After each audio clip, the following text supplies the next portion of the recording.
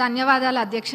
మొదటిగా నాకు ఇక్కడ మాట్లాడడానికి అవకాశం ఇచ్చినందుకు మీకు, మరి నన్ను గెలిపించి శాసనసభకు పంపించినందుకు మా పాలకుర్తి ప్రజలందరికీ కూడా ధన్యవాదాలు అధ్యక్ష. గత 9 సంవత్సరాల నుంచి కూడా విద్యారంగం అనేది ఎంతో దారుణంగా తయారైంది అధ్యక్ష. అది నా పల్లబాట కార్యక్రమంలో ఊర్లన్నీ తిరుగుతుంటే ఆ స్కూల్స్ని చూస్తుంటే ఎంతో బాధేస్తుంది. ఎందుకంటే పిల్లలు ఎంత ఇబ్బంది ఉన్నా కానీ కొంతమంది పిల్లలు కింద కూర్చొని అసలు కనీసం మౌలిక వసతులు కూడా లేవు అధ్యక్ష. టాయిలెట్స్ అయితే అవి ఎంత దారుణంగా ఉన్నాయంటే అక్కడ పిల్లలు అవి ఎట్లా యూజ్ చేస్తుండ్రు అన్న చూస్తేనే చూసిన వాళ్ళకి బాధ అవుతుంది అధ్యక్ష. కొన్ని చోట్లనేమో అసలు టాయిలెట్సే లేవు, కొన్ని చోట్ల ఉంటే మెయింటెనెన్స్ లేదు, ఇంకొన్ని చోట్లనేమో అసలు ఎన్ని రిపేర్స్ ఉన్నాయంటే అధ్యక్ష అది పట్టించుకున్న నాదుడే లేడు అధ్యక్ష గత 10 సంవత్సరాలలో కూడా. మరి ఇదే కాకుండా అధ్యక్ష స్టాఫ్ ప్రాబ్లం కూడా చాలా ఉంది అధ్యక్ష. మరి ఇవన్నీ కూడా మరి గత 10 సంవత్సరాలు ఎడ్యుకేషన్ అంతా వెనకాల ఎందుకు వేసిండ్రో అర్థం కావట్లేదు అధ్యక్ష. వేర్లు మంచిగా ఉంటేనే చెట్టు మంచిగా ఉంటుంది. మరి అసలు ఆ వేర్లే మంచిగా లేనప్పుడు మరి ఇంకా ఏమవుతారు, పిల్లల భవిష్యత్తు ఏం కావాలి అధ్యక్ష. మరి గవర్నమెంట్ స్కూల్స్ ఒకప్పుడు ఎంత మంచిగా ఉంటుండే అధ్యక్ష. ఇప్పుడు ఆ గవర్నమెంట్ స్కూల్స్కి పంపించాలంటే ఎంత లేనోళ్ళు కూడా ఆలోచిస్తుండ్రు అధ్యక్ష. అంటే వాళ్ళకి ఆర్థికంగా ఎంత భారమైనా కానీ ప్రైవేట్ స్కూళ్ళకి పంపించుకుంటుండ్రు అధ్యక్ష. ఎందుకంటే అక్కడ పోతే ఎటువంటి వసతులు లేవు కాబట్టి. కానీ ఇప్పుడు అయితే అధ్యక్ష మన ప్రభుత్వం అధికారంలోకి వచ్చినాక ఈ విద్యారంగం అనేది క్రమంగా మెరుగుపడుతుంది. అట్లనే ఇంటిగ్రేటెడ్ స్కూల్స్ అనేది కూడా నియోజకవర్గానికి ఒక ఇంటిగ్రేటెడ్ స్కూల్ ఇస్తా అనడం కూడా ఎంతో సంతోషంగా ఉంది అధ్యక్ష. అది అందరు పిల్లలు కూడా సామాన్యులు కూడా అందరూ ఇంటర్నేషనల్ స్కూల్స్లలో చదువుకున్న విధంగా అక్కడ చదువుకుంటారు అధ్యక్ష. మరి ఆ విధంగానైనా ఈ విద్యారంగం అనేది కొంచెం మంచిగా అవుతుంది అధ్యక్ష. మరి ముఖ్యంగా అధ్యక్ష ఈ టాయిలెట్స్ అనేది మటుకు చాలా పెద్ద సమస్య అధ్యక్ష. ఏదో చెప్పాలని కాదు, నేను నిజంగా అన్ని స్కూల్స్ విజిట్ చేస్తున్నా. మరి గతంలో వాళ్ళు చేయలేంది మన ప్రభుత్వంలో చేసి చూపిస్తామన్న నమ్మకం నాకు ఉంది. అది ఖచ్చితంగా కూడా చేస్తాం అధ్యక్ష. మరి అట్లనే బడ్జెట్కి వస్తే అధ్యక్ష, ఇప్పుడు ఈ సంవత్సరం బడ్జెట్లో ప్రాథమిక విద్యకు 17,931 కోట్లు, మరి ఉన్నత విద్యకు 2,859 crores అండ్ టెక్నికల్ ఎడ్యుకేషన్కి 490 crores చెప్పున మొత్తం ప్రభుత్వం కేటాయించింది అధ్యక్ష. మరి మొత్తం కలిపి చూస్తే 21,000 కోట్ల పైన అధ్యక్ష. మరి దీన్ని బట్టే తెలుస్తుంది మన ప్రభుత్వము ఈ శాఖకి ఎంత ప్రాధాన్యత ఇస్తుందనేది.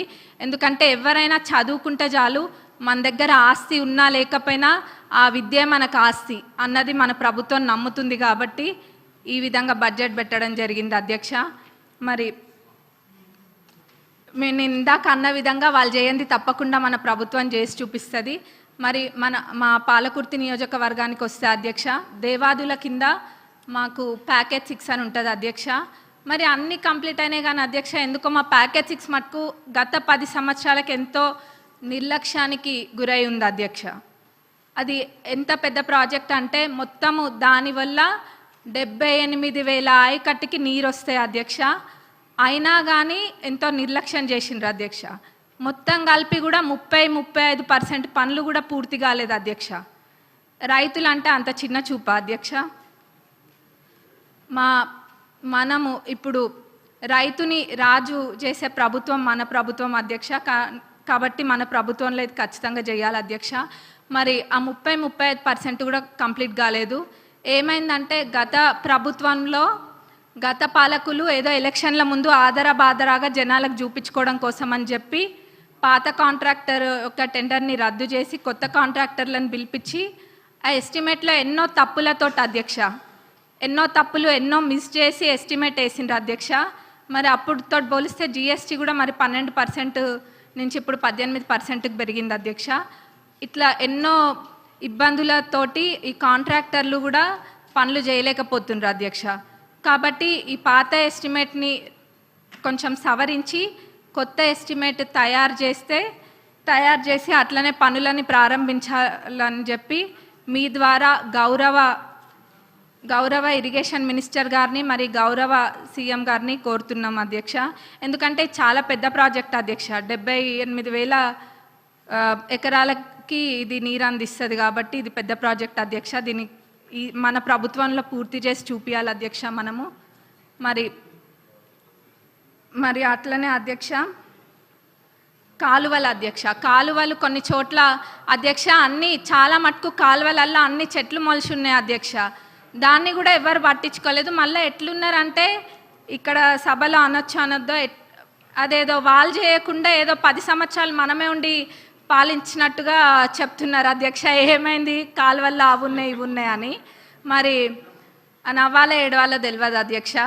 కాబట్టి మేమే మా నియోజకవర్గంలో అయితే ఒక 30 కిలోమీటర్లకు పైగా మా సొంత డబ్బులతోటి మేమే పెట్టి అది తవ్విపియడం కూడా జరిగింది అధ్యక్ష. ఇక్కడ ఇదంతా ఇబ్బంది లేకుండా లైనింగ్ కాలువలన్నిటికీ కూడా లైనింగ్ చేయాలని మీ ద్వారా నేను కోరుతున్నా అధ్యక్ష. మరి అట్లనే అధ్యక్ష చివరిగా రుణమాఫీ, ఆ రోజు అందరము ఇక్కడున్న శాసనసభ్యులం అందరం కూడా ఎంతో నమ్మకంతో చెప్పినాము. గతంలో రుణమాఫీ పూర్తి స్థాయిలో చేసింది కాంగ్రెస్ ప్రభుత్వమే, ఇప్పుడు చేయబోయేది కూడా కాంగ్రెస్ ప్రభుత్వమే అని. అది మాటలకి మాత్రమే అంకితం కాకుండా అధ్యక్ష ఈరోజు అన్న విధంగా తప్పకుండా చేసి చూపిస్తుంది కాంగ్రెస్ ప్రభుత్వం అని చెప్పి ఈరోజు మనము చేయడం జరిగింది అధ్యక్ష. మరి ఇది అందరికీ ప్రతి ఒక్క కాంగ్రెస్ కార్యకర్తకి మరి ప్రతి ఒక్క రైతులకు కూడా ఇది గర్వించదగ్గ విషయం అధ్యక్ష. మరి మన గౌరవ అగ్రికల్చరల్ మినిస్టర్ గారిని మరి మన డిప్యూటీ సీఎం గారికి మా నియోజకవర్గ ప్రజలందరి తరపున ధన్యవాదాలు తెలియజేస్తున్నా అధ్యక్ష. నాకు ఇక్కడ మాట్లాడే అవకాశం ఇచ్చినందుకు మరొకసారి ధన్యవాదాలు తెలుపుతూ ముగిస్తుంది. కొత్త ప్రభాకర్ రెడ్డి గారు.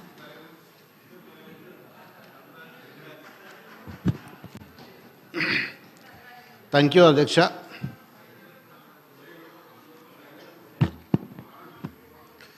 ఈరోజు పంచాయతీరాజ్ రూరల్ డెవలప్మెంట్ మీద పద్ధతుల మీద మాట్లాడే అవకాశం ఇచ్చిన గౌరవ స్పీకర్ గారికి ధన్యవాదాలు. మరి గత ప్రభుత్వంలో 2014 నుంచి తెలంగాణ రాకముందు వచ్చిన తర్వాత మరి గ్రామీణ వ్యవస్థ మీద మరి అప్పటి మా నాయకుడు కేసీఆర్ గారు, అప్పటి ముఖ్యమంత్రి గారు మరి దేశంలో 28 రాష్ట్రాలలో లేని విధంగా మరి తెలంగాణ రాష్ట్రాన్ని మరి గ్రామీణ ప్రాంతంలో ఉన్న గ్రామాలను, ఒకప్పుడు గ్రామాలకు పోవాలంటే పాత గోడలు, మరి ఎప్పటియో పూర్వకాలం నిజాం అప్పటి తవ్విన బాయిలు, మరి మట్టి రోడ్లు, మరి రకరకాలుగా ఇబ్బందులు అయ్యేది ఉండే.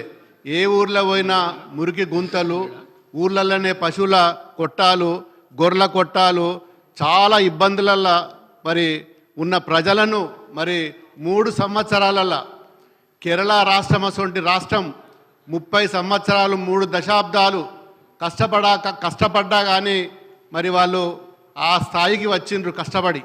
మరి 3 సంవత్సరాలలోనే 30 సంవత్సరాలలో చేసిన కేరళ రాష్ట్రాన్ని ఆదర్శంగా తీసుకొని 3 సంవత్సరాలలో అభివృద్ధి చేపించిన ఘనత మరి